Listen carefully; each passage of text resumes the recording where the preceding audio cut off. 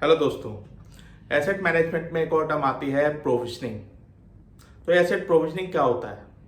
जितने भी आपके आईटी रिसोर्सेज हैं उन रिसोर्सेज को कॉन्सेप्चुलाइज करना, फिर डिप्लॉय करना और फाइनली अवेलेबल फॉर यूज मतलब रेडी टू यूज करना होता है प्रोविजनिंग। फॉर एग्जाम्पल, आपको एक डेटा सेंटर इस्टेब्लिश करना है, मतलब तैयार करना है, तो उसके लिए आप क्या करेंगे? सबसे पहले एक ब्लूप्रिंट बनाएंगे। ठीक है, यहाँ पे आपने एक ब्लूप्रिंट बनाया। इस ब्लूप्रिंट में आप सारी चीजें डिस्कस करेंगे कि यहाँ पे कितने सर्वर आपको चाहिए, कितने नेटवर्क डिवाइसेस आपको चाहिए, कितने यूजर्स इनको यूज करेंगे। ठीक है ना? तो ये सारी की सारी चीजें हम इस ब्लूप्रिंट में, तो ये हो गया आपका कॉन्सेप्चुलाइजेशन। मतलब सब कुछ डिप्लॉय करने से पहले आपने सारा का सारा एक स्ट्रक्चर, एक फ्लो डायग्राम सब कुछ रेडी रखा, क्योंकि आप एक डेटा सेंटर बनाने जा रहे हैं तो उसके लिए सारी इंफॉर्मेशन पहले से तो आपके पास होनी चाहिए। जब ये सारी चीजें रेडी हो गई, इसके बाद दूसरा आता है डिप्लॉयमेंट। ठीक है, तो ये हो गया डिप्लॉयमेंट। अब डिप्लॉयमेंट में क्या आ जाएगा? डिप्लॉयमेंट के अंदर मतलब इसको खरीदना, इनको सेटअप करना, इनको फिक्स करना, बिल्कुल जैसा कि आपने यहाँ पे सोचा है उसी हिसाब से पूरा का पूरा तैयार करना, फिट कर देना। ठीक है, इसके बाद फाइनली ये आता है रेडी टू यूज। देखिए, देखने में तो बहुत सिंपल लग रहा है, लेकिन ये चीज बहुत इंपॉर्टेंट है। अगर पहले स्टेप में कहीं गलती हो गई तो वो आगे जाके प्रॉब्लम कर सकती है। इसलिए प्रोविजनिंग को बहुत दिमाग से मतलब सोच समझ के करना चाहिए। सारे फैक्टर्स को कंसीडर करने के बाद प्रोविजनिंग की जाती है। प्रोविजनिंग में जो इश्यूज आते हैं वो कभी कभी अंडर प्रोविजनिंग हो जाती है, कभी ओवर प्रोविजनिंग हो जाती है, और भी बहुत सारे इशू आते हैं।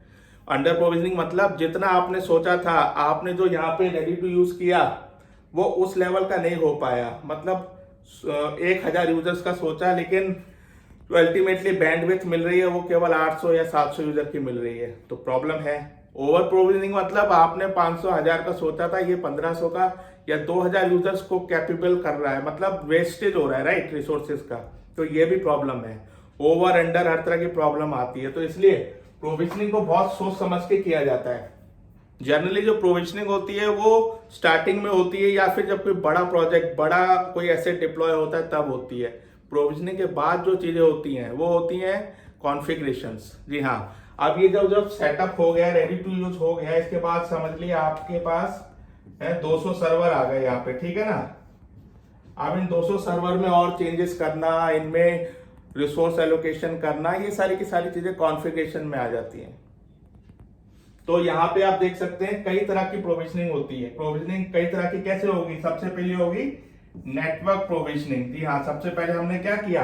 नेटवर्क कितना चाहिए, कितना बैंडविड्थ चाहिए, कितने आपको डिवाइसेस चाहिए, कितने राउटर चाहिए, कितने स्विचेस चाहिए, ये सारी की सारी चीजें यहाँ पे कॉन्सेप्ट में आपने सोची होंगी। फिर आ जाता है सर्वर प्रोविजनिंग। ठीक है ना? सर्वर प्रोविजनिंग मतलब यहाँ पे कितने एक्चुअल सर्वर आपको चाहिए, उसमें कितने विंडोज चाहिए, कितने लिनक्स चाहिए, और भी ज्यादा कॉम्प्लिकेशन। उसके बाद फिर आता है फाइनली आता है यूजर प्रोविजनिंग। मतलब कितने आपके यूजर्स हैं जो एक्चुअल में इसको यूज करेंगे, उनको आप प्रोविजन करेंगे, उनको नए लैपटॉप दोगे, उनको आप अपने सर्वर से कनेक्ट करवाएंगे। ये सारी की सारी चीजें प्रोविजनिंग में आ जाती है। इसके बाद नए नए यूजर आ सकते हैं, राइट। एक बार सब कुछ स्टैब्लिश हो गया, फिर यहाँ पे नए नए यूजर प्लस होते रहेंगे, तो उन यूजर्स का भी प्रोविजनिंग करना पड़ेगा, और फर्दर उनमें कुछ चेंजेस करने हैं तो उसको हम कॉन्फ़िगरेशन बोलेंगे।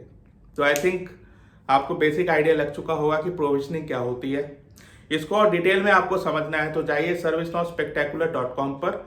वहां पे मैंने एक बहुत अच्छा ब्लॉग लिखा है। जो इन्फॉर्मेशन यहाँ दी, इसको और विस्तृत और डिटेल मैनर में वहां पे दिखाया गया है। उसको जाइए पढ़िए, उसका लिंक मैं डिस्क्रिप्शन में भी दे दूंगा। Thank you so much.